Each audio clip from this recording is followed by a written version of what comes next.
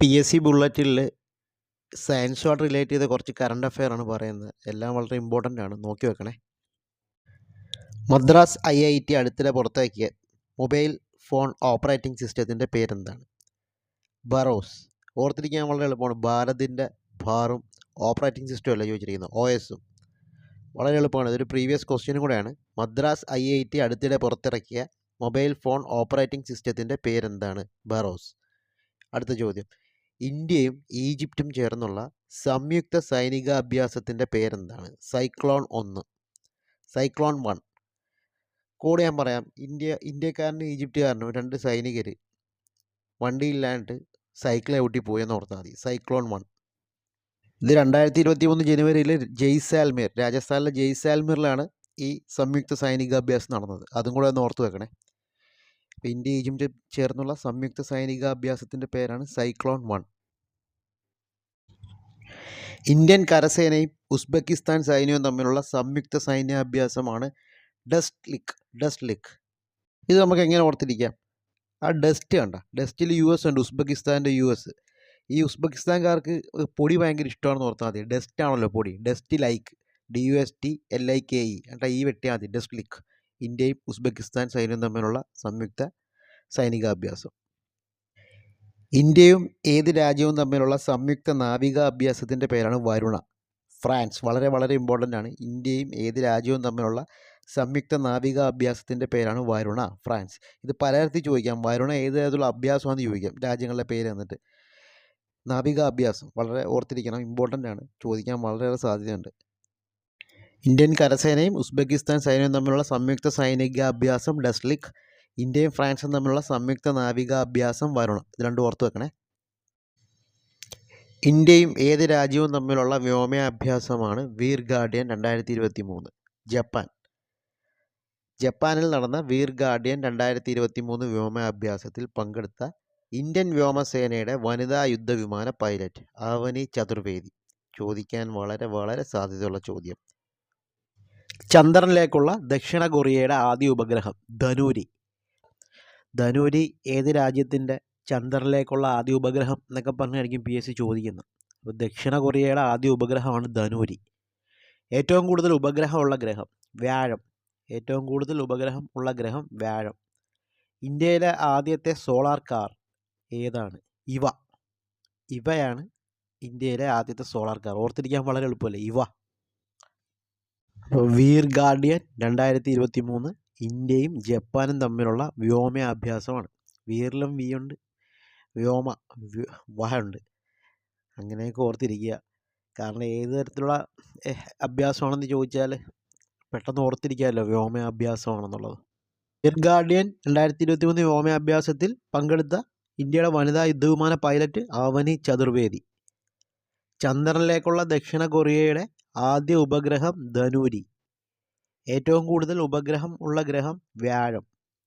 ഇന്ത്യയിലെ ആദ്യത്തെ solar car ഏതാണ്? ഇവ. പറയാം. വീർ ഗാർഡിയൻ 2023 ഇന്ത്യയും ജപ്പാനും തമ്മിലുള്ള വ്യോമാഭ്യാസം. ആ വ്യോമാഭ്യാസത്തിൽ പങ്കെടുത്ത ഇന്ത്യൻ വ്യോമസേനയുടെ വനിതാ യുദ്ധവിമാന പൈലറ്റ് അവനി ചതുർവേദി. ചന്ദ്രനിലേക്കുള്ള ദക്ഷിണ കൊറിയയുടെ ആദ്യ ഉപഗ്രഹം ധനൂരി.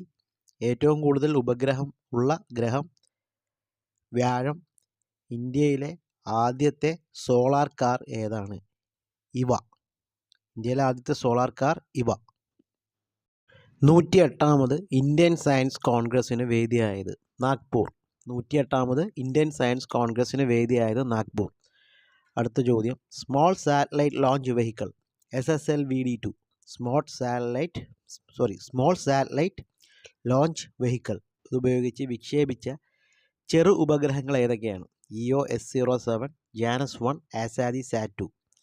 നമ്മളിതിനെ ജാനസ് 1 നമ്മൾ ജാനൂസ് എന്നാക്കി, ആസാദി നമ്മൾ ആസാദ് എന്നും ആക്കി. ആസാദും ജാനുവും കൂടെ ഇയോൺ കാറില്ലേ ഹ്യൂണ്ടായുടെ, EOS മാറ്റിയിട്ട് നമ്മൾ ഇയോൺ ആക്കി. ഇയോണിൽ ഒരു സ്മോൾ അടിക്കാൻ പോയി. ഇങ്ങനെ ഓർക്കുക. ഓപ്ഷനിൽ നിന്ന് ചോദ്യം ചോദിച്ചാൽ ഓപ്ഷനിൽ നമുക്ക് ഇങ്ങനെയൊക്കെ കുത്താം. അല്ല, ഇത് കാണാപ്പാടം പഠിച്ച് വരുന്ന നേരം കളയണ്ട, ഇങ്ങനെയൊക്കെ ഓർത്താൽ മതി. EO S07, Janus 1, Azadi SAT-2. 108ാമത് ഇന്ത്യൻ സയൻസ് കോൺഗ്രസ്സിന് വേദിയായത് Nagpur. Small satellite launch vehicle SSLVD-2 ഉപയോഗിച്ച് വിക്ഷേപിച്ച ചെറു ഉപഗ്രഹങ്ങൾ EOS-07, JANUS-1, ASADI-SAT-2. ഞാനും ആസാദും കൂടെ ഇയോണിൽ ഒരു സ്മോൾ അടിക്കാൻ പോയി. ലോകത്തിലാദ്യമായി ഡ്രൈവറില്ലാത്ത ബസ് സർവീസ് ആരംഭിക്കുന്ന രാജ്യം സ്കോട്ട്ലാൻഡ്. ലോകത്തിലാദ്യമായി ഡ്രൈവറില്ലാത്ത ബസ് സർവീസ് ആരംഭിക്കുന്ന രാജ്യം സ്കോട്ട്ലാൻഡ്.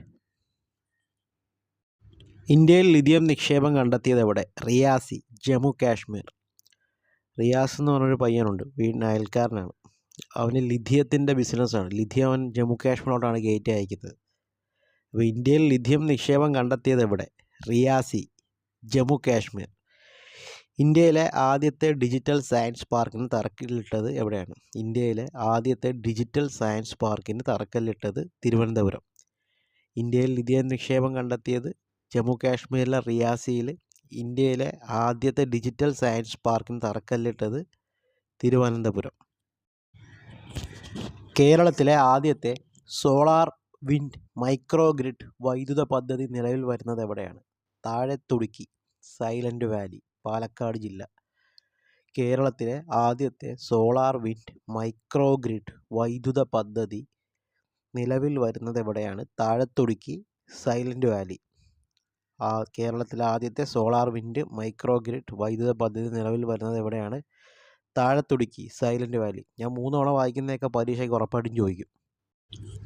അന്താരാഷ്ട്ര ഇൻ്റർനെറ്റ് സേവനദാതാക്കളായ വൺ വെബിൻ്റെ 36 ഉപഗ്രഹങ്ങൾ വിജയകരമായി ഭ്രമണപഥത്തിലെത്തിച്ച ഇന്ത്യയുടെ റോക്കറ്റ് ഏത്?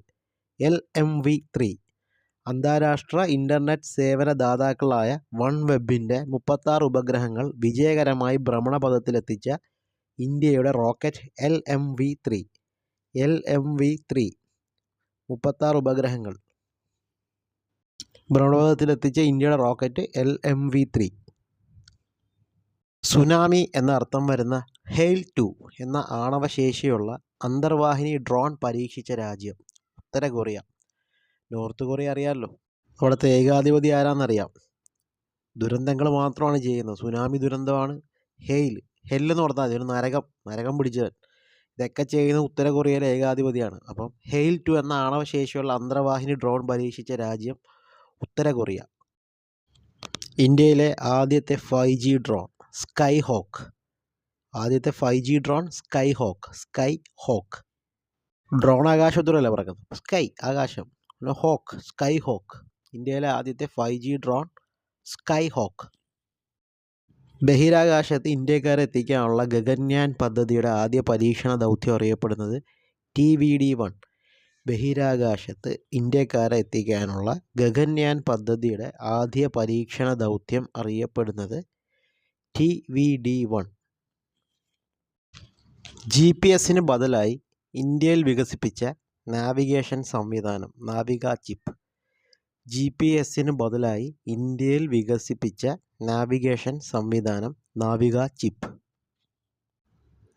2023 ജനുവരി 23 ഇന്ത്യൻ നാവികസേനയിലേക്ക് കമ്മീഷൻ ചെയ്ത സ്കോർപിയൻ ക്ലാസ് കൽവരി ശ്രേണിയിൽപ്പെട്ട ഇന്ത്യയുടെ 5ാമത്തെ അന്തർവാഹിനി INS വാഗീർ. 2023 ജനുവരി 23 ഇന്ത്യൻ നാവികസേനയിലേക്ക് കമ്മീഷൻ ചെയ്ത സ്കോർപിയൻ ക്ലാസ് കൽവരി ശ്രേണിയിൽപ്പെട്ട ഇന്ത്യയുടെ 5ാമത്തെ അന്തർവാഹിനി INS വാഗീർ. സ്കോർപിയൻ ക്ലാസ് ആണ്, അതിൻ്റെ കൽവരി ശ്രേണിയിൽപ്പെട്ട INS Vagir. Next question. Artificial intelligence ഉപയോഗിച്ച് ഫെദ എന്ന അവതാരകയെ സൃഷ്ടിച്ചത് ഏത് രാജ്യത്താണ്? അതായത് കൃത്രിമ ബുദ്ധി ഉപയോഗിച്ച് നിർമ്മിച്ച ഫെദ എന്ന അവതാരകയെ സൃഷ്ടിച്ചത് ഏത് രാജ്യത്താണ്? കുവൈറ്റ്. PSC കൃത്രിമ ബുദ്ധി എന്നൊക്കെ പറഞ്ഞാൽ ചോദിക്കത്തുള്ളൂ മിക്കവാറും. ആർട്ടിഫിഷ്യൽ ഇൻ്റലിജൻസ് ഉപയോഗിച്ച് നിർമ്മിച്ച ഫെദ എന്ന അവതാരകയെ സൃഷ്ടിച്ചത് ഏത് രാജ്യത്താണ്? കുവൈറ്റ്. ഓർത്ത് വെച്ചോണേ. നാസയും ISROയും സംയുക്തമായി വികസിപ്പിച്ച ഭൗമ നിരീക്ഷണ ഉപഗ്രഹം നിസാർ. ഇംഗ്ലീഷിൽ എങ്ങനെ എഴുതിയാൽ മതി? NASA ISRO. ഞാൻ എഴുതി നോക്കുമ്പോൾ തന്നെ അതിന് നിസാർ എന്ന് കിട്ടും. NISAR. നാസയുടെ NASA, പിന്നെ ISR നിസാർ. അത് ഓർത്തിരിക്കാൻ എളുപ്പമാണ്. നാസയും ISROയും സംയുക്തമായി വികസിപ്പിച്ച ഭൗമ നിരീക്ഷണ ഉപഗ്രഹത്തിൻ്റെ പേരാണ് നിസാർ. ഇന്ത്യയിൽ ആദ്യമായി മെഥനോളിൽ ഓടിക്കുന്ന ബസ് പുറത്തിറക്കിയത് എവിടെ? ബംഗളൂരു. ഇന്ത്യയിൽ ആദ്യമായി മെഥനോളിൽ ഓടിക്കുന്ന ബസ് പുറത്തിറങ്ങിയത് ബംഗളൂരു. ദൗത്യ കാലാവധി പൂർത്തിയാക്കി 2023 ISRO നിയന്ത്രിത തിരിച്ചിറക്കൽ പ്രക്രിയയിലൂടെ തിരികെ എത്തിച്ച കാലാവസ്ഥാ ഉപഗ്രഹം മെഗാട്രോപിക്സ് 1. ദൗത്യ കാലാവധി പൂർത്തിയാക്കി 2023 ISRO നിയന്ത്രിത തിരിച്ചിറക്കൽ പ്രക്രിയയിലൂടെ തിരികെ എത്തിച്ച കാലാവസ്ഥാ ഉപഗ്രഹം മെഗാട്രോപിക്സ് 1. ഏത് ഗ്രഹത്തിൻ്റെ ഉപഗ്രഹങ്ങളെക്കുറിച്ച് പഠിക്കാനുള്ള യൂറോപ്യൻ ബഹിരാകാശ ഏജൻസിയുടെ ദൗത്യത്തിൻ്റെ പേരാണ് ജ്യൂസ്, വ്യാഴം. ഇത് പലയിടത്ത് ചോദിക്കാം. ജ്യൂസ് എന്ന് പറയുന്നത് ഏത് ബഹിരാകാശ ഏജൻസിയുടെ ദൗത്യമാണെന്ന് ചോദിക്കാം, അല്ലെങ്കിൽ ഏത് ഗ്രഹം, ഇതേപോലെ ചോദിക്കാം. അങ്ങനെ പല രീതിയിലും ചോദിക്കാം. ഏത് ഗ്രഹത്തിൻ്റെ ഉപഗ്രഹങ്ങളെക്കുറിച്ച് പഠിക്കാനുള്ള യൂറോപ്യൻ ബഹിരാകാശ ഏജൻസിയുടെ ദൗത്യത്തിൻ്റെ പേരാണ് ജ്യൂസ്, വ്യാഴം. ഇന്ത്യയിലെ ആദ്യത്തെ 5G ആംബുലൻസ് അപ്പോക്. ഇന്ത്യയിലെ ആദ്യത്തെ 5G ആംബുലൻസ് അപ്പോക്. ആംബുലൻസിൽ ഏയുണ്ട്, അപ്പോക്കിൽ ഏയുണ്ട്, അങ്ങനെ ഓർത്താൽ മതി. ആംബുലൻസ് അപ്പോക്. ഇന്ത്യയിലെ ആദ്യത്തെ 5G ആംബുലൻസ് അപ്പോക്. ഖര ഇന്ധനം ഉപയോഗിക്കുന്ന ഹൊസോങ് 18 എന്ന ഭൂഖണ്ഡാന്തര മിസൈൽ വിക്ഷേപിച്ച രാജ്യം ഉത്തര കൊറിയ. ഖര ഇന്ധനം ഉപയോഗിക്കുന്ന ഹൊസോങ് 18 എന്ന ഭൂഖണ്ഡാന്തര മിസൈൽ വിക്ഷേപിച്ച രാജ്യം ഉത്തര കൊറിയ.